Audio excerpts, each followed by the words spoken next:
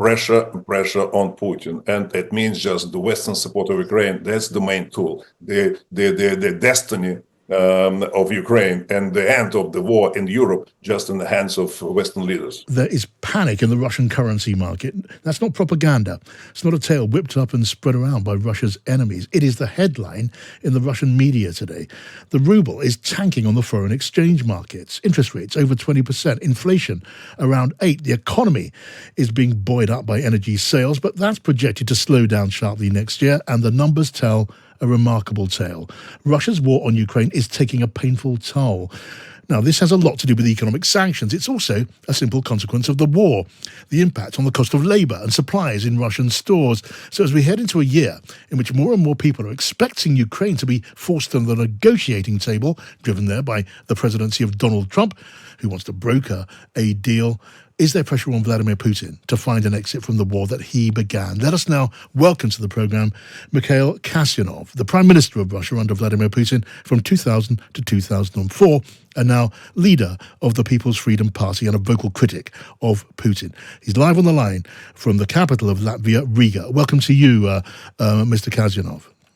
Yes, hello. Happy to be in the program. You're welcome to the programme. Now, look, there are headlines in the Russian media, aren't there, about panic in the currency market, the ruble's tanking in value. Do you consider this applies pressure on Vladimir Putin to find a way to end the war?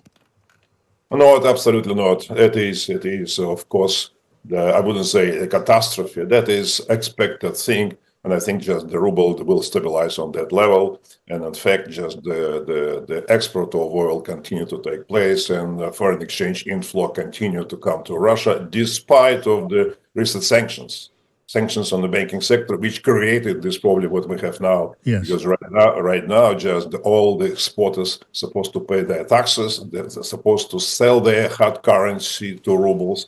But the supply, the transfer from foreign accounts to Russia just a little in delay because of the sanctions. That is a temporal problem. Of course, the overall trend is, of course, for devaluation of ruble, but this peak or the sharp decrease, it's not a catastrophe.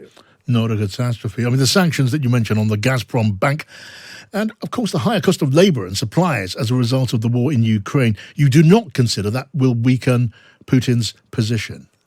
That is one of the important problems which Putin faces already. That's because of expected demographical problem, but also, of course, aggravated by the war of the killings of Russians and the battlefield. Of course, it is aggravated, but not really the only problem. But the problem of demography, of lack of working hands, absolutely the case. That creates a problem for the short period of time. I wouldn't say for the months, but for a couple of years.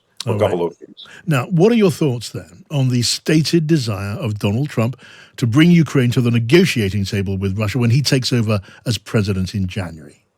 If we see on that from the angle of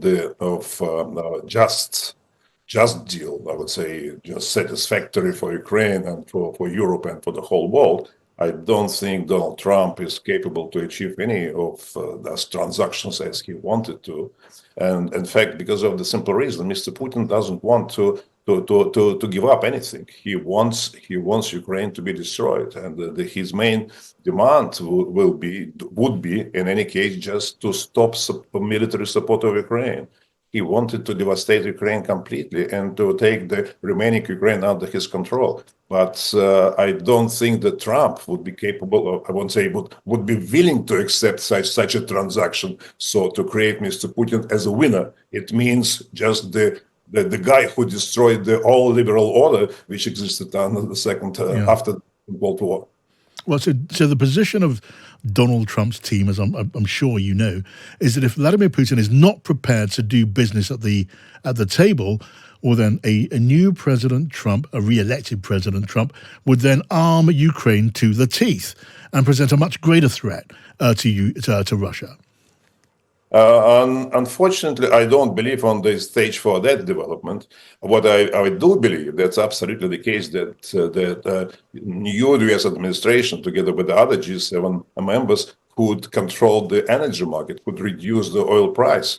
down to $50 per barrel, which already just some of the Donald Trump team, just the people already announced this. That is, of course, long-standing problem for Putin, but would not end the war. But what is necessary to do this completely, absolutely the right thing, just to increase the support, military and financial support of Ukraine. I would say to double this support, not 120 billion US dollar per year, which is not implemented yet, only promised, but to double. In this case, just Mr. Putin would face the problem of necessity to raise his military expenditure. Right now, he spends like 6.5% of GDP. If to double, he needs to spend like 15% of GDP. That is a real way to economic catastrophe. Right. That could push Putin to sit down and to have a real negotiation. Right. So you're presenting a challenge to the leaders of NATO in Europe. You don't seem to believe that Donald Trump will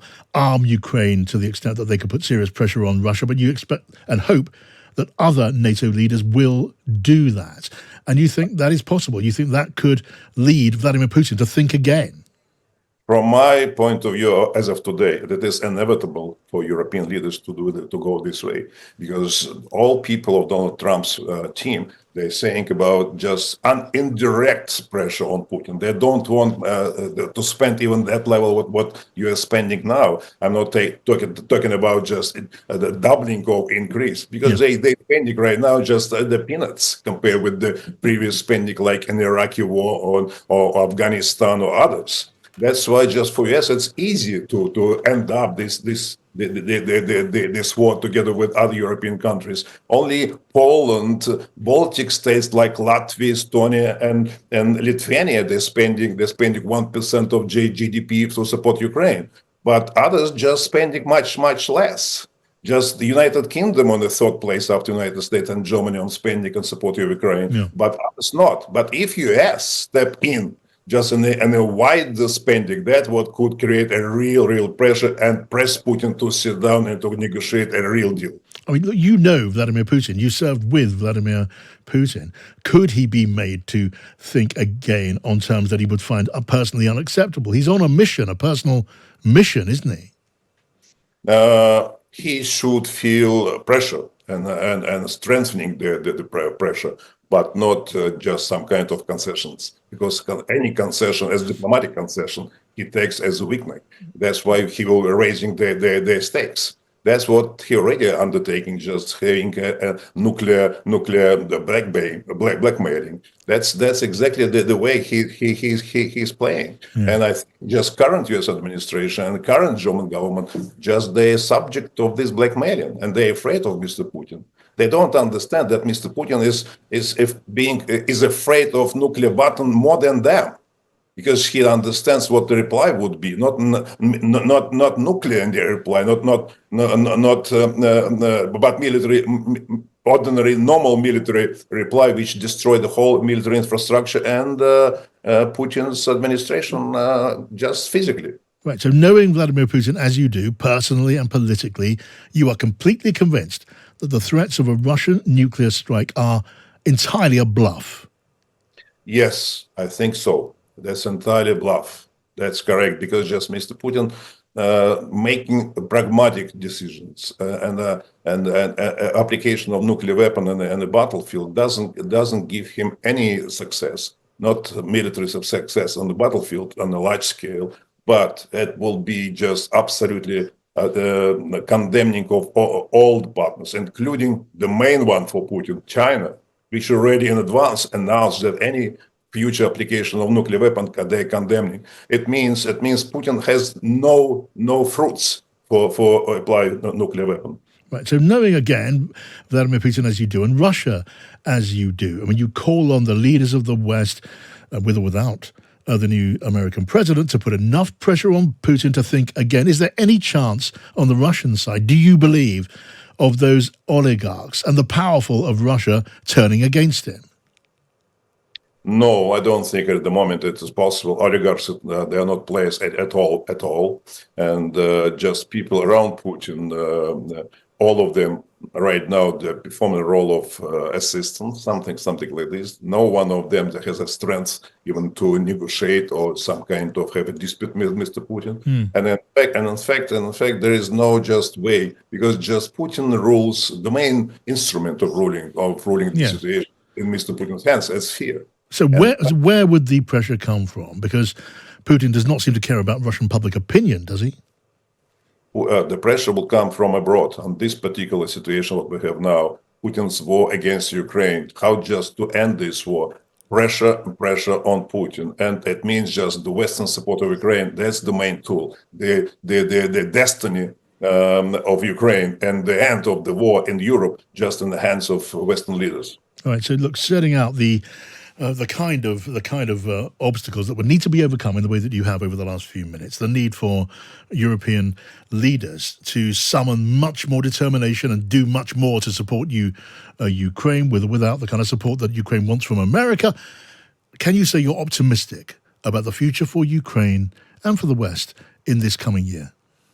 I'm coming to be optimistic just on the last couple of weeks because yes, I see some kind of reconsideration of people's European leaders' vision of what is security issue is about and what is the devastating war. It's just on this doorstep of Germany. And I believe just upcoming elections in Germany would bring just the government which will realize just the security problem and the problem, the danger is already raising. And I think just they have to step in a larger support to Ukraine. I hope that United States, after just failing achieve something positive in negotiation with Putin, would reconsider their approach, and Trump's administration would step in with the largest support. And I think that is important because war attrition, which of course United States can support, but in the longer term, but reducing oil price, but that Ukraine will not sustain for a long time with this. That's why we need urgent measures right now of military and financial support of Ukraine. That could come to the end of the war. All right. Fascinated to get your thoughts. Thank you for joining us this afternoon. Thank you. Mikhail Kasyanov, the former Prime Minister of Russia.